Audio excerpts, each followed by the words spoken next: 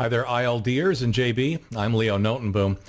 And I wanted to respond, I guess, to JB's video on video as part of intelligent life design because I think it may have left people with an impression that they need to invest a lot before they can get started in video. And I don't think that that has to be the case.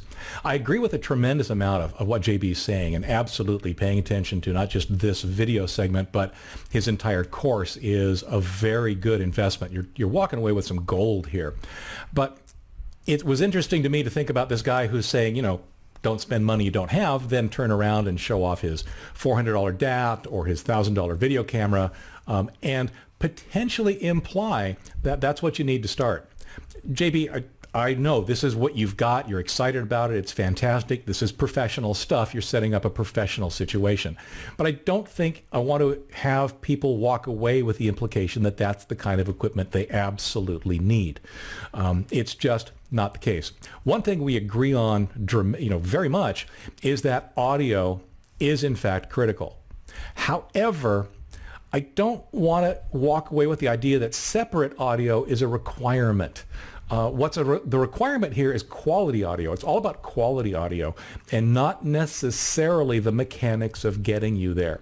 Separate audio is in fact one way. In fact, it turns out to be a pretty flexible way depending on what you have available to you. But it's not something that works for everybody. So what I want to show today is a little bit about, well, what I'm using right now, what I've used in the past, and a couple of things that are actually some really interesting alternatives to making audio sound good and videos look good without breaking the bank. So the microphone that I'm using here that you're listening to me right now is an Audio-Technica. It has a USB interface, so it just plugs right into your computer, and it just works. I mean, it's another microphone on your computer, and it's actually pretty darned cool. I actually have two of them. There's this one here on an arm at my desk. I have another one out in my travel trailer, which turns out to be a pretty decent audio recording studio where I record my my podcast sometimes when the dogs in the house are being a little too noisy. Another alternative for audio is actually something that a lot of people don't think about. It's something I'm bringing up here. It's this little Olympus voice recorder. Now, I don't know if you can see it. It's actually pretty worn, and the reason it's pretty worn is that I carry this thing with me all the time. It lives in my pocket.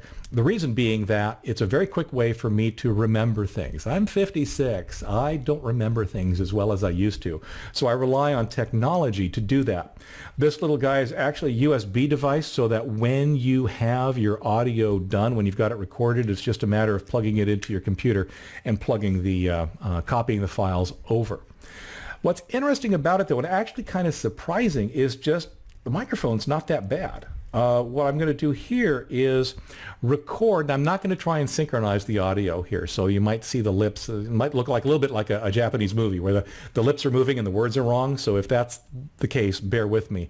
I'd have to switch to a different computer that I'm just not going to do right now. So this should be me talking using my Olympus voice recorder for my audio. While this is still recording, I'll be editing, and I'll actually have this audio turned up so that you can hear what this sounds like. If things are working right, it actually probably doesn't sound too bad. But there's another approach to this little device that I want to talk about too. So we're back to my regular mic. What I also have is, in fact, a lavalier mic. This is the little mic that JB was talking about that he has on the collar of his shirt. It actually works best if you put it just on the outside. I don't know if you can see it here, but there you can see the microphone positioned right below me on the outside of my collar. This one actually plugs in. There are many different kinds, but this one actually plugs in with a little mini plug.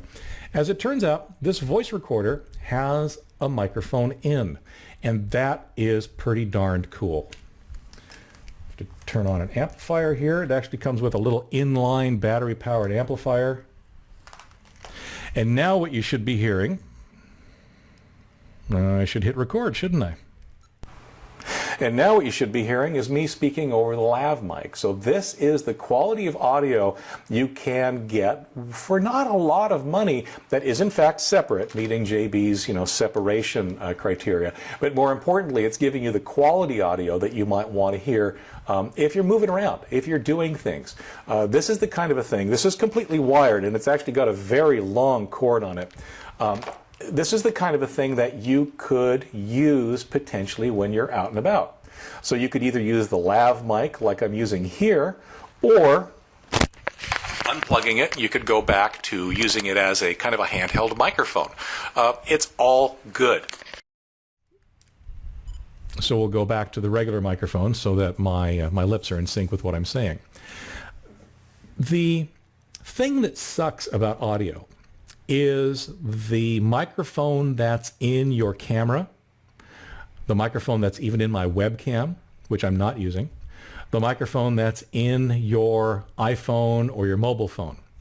They all basically suck.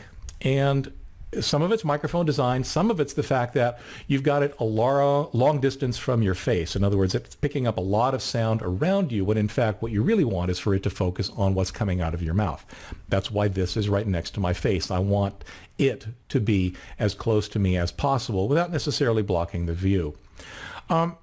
You should never, ever use the microphones that are in the device. That's what matters. You want to have a better microphone, a microphone that's by your face. Now, as it turns out, many cameras will actually let you plug something in which case you don't get separate audio. You just get better audio. And that's what you're really after. So if you've got an opportunity to get a camera that has a microphone in, or you can use microphone in on your mobile phone, then separate audio may not be an issue, certainly not to start. You could get good enough quality to get you off the ground. Now, as for video cameras, quickly, I think this microphone was probably around $100. I think everything I'm talking about is like $100. The voice recorder, I believe, was around $80. The lavalier mic, I think, again, was in that same kind of price range. Certainly not the multi-$100 devices that perhaps you've been left with an impression you need. Now, as for the video camera, what we're using right now is my Logitech webcam. That's all. It's an HD webcam. It's actually kind of nice. It does have a microphone, which I never ever use. But what's neat about it is that it just sort of sits right there on top of my computer monitor. Yes, my computer monitor. You can actually see me looking at my notes from time to time. And you know what? That's okay. That works for me. It works for the kinds of videos that I do. A lot of my videos are on-screen tutorials, so you actually don't see me a lot of the time. What you're actually looking at is the screen, so it doesn't really matter as much. But even for a video like this, having me look at my notes from time to time is fine. And I'm very much like JB. I just have some rough notes in front of me. In fact, I'll throw a screenshot of what's in front of me into the video. And I just riff off the notes. I just sort of use them as talking points and go from there. It's not a deal breaker, looking at my notes from time to time, but for me anyway, it just works. The other thing I want to talk about is lighting. My lighting here is awful. It really is. I have these harsh overhead lights. You can see that, part of my face is probably washed out a little bit. I've got another LED light sitting over there to try and give me a little bit of fill in on this side, and that's it. I mean, that's all the lighting I have. It's not horrible. It's certainly good enough for the kinds of videos that I do and for getting off the ground, for getting started. The lightings came with the house. The LED thing, again, it's another $40 or $50 for the little battery-powered LED fill light, and it does fine. It really does. A lot of it's going to depend on the kind of videos that you're making and what your needs are, but again, you can get around with a lot less expensive equipment. The last thing I want to mention is that next to quality audio, personality is critical.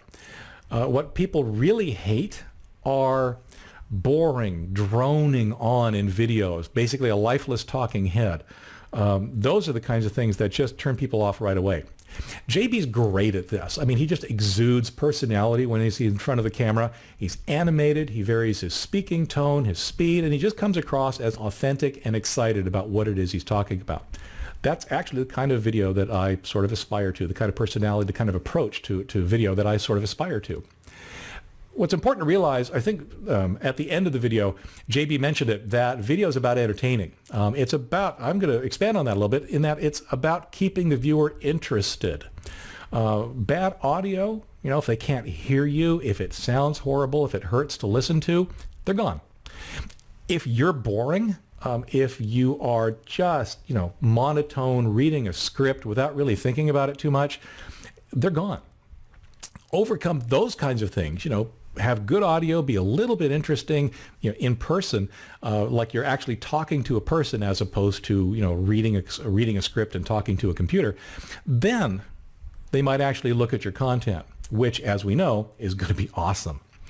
So a final note. JB didn't mention it, but include a call to action at the end of your video. That's how you get people engaged, how you get them on your list, how you do whatever it is you want to do next with them. So for example, if you've gotten to this video because I just uploaded it on YouTube and you're on my channel, or you're just stumbled into it somehow, then if you're not a part of this ILD thing I've been talking about, that's Intelligent Life Design. Go to intelligentlifedesign.com by JB Glossinger. It's actually really cool. It's wonderfully educational. It actually will help you learn a tremendous amount about how to basically build the lifestyle that you want, build a business around the lifestyle that you want. Hopefully, whenever you see this, it's open for registration. But if it's not, keep an eye on the page. It probably will, I hope, open up again someday. And it's something that you might want to consider jumping in on. I'm sure that JB will have a newsletter or a notification list that you can join up. Do that, whatever that is. Do that so that you hear about it. Other than that, have a great day, everybody. I hope this was a little bit helpful. And I'm going to leave you with one even more blatant call to action. Take care.